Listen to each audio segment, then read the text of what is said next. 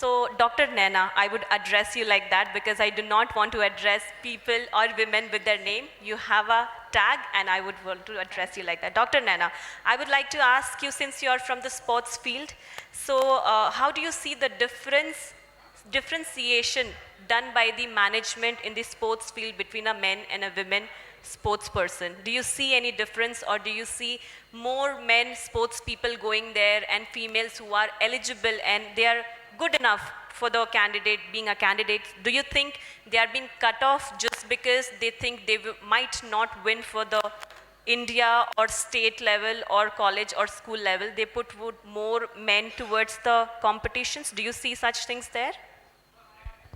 When it comes to sports, and especially in table tennis, I'm really glad to say that men and women, both of them are treated equally. That's great. And it's a very good thing, we can say, because मतलब कोई भी हम कोई tournaments को जा रहे हैं या कोई participation में है, यहाँ पे women और men को equal treat किया जा रहा है. Not only table tennis, हम देख सकते हैं हर एक sports में अभी ऐसे ही है.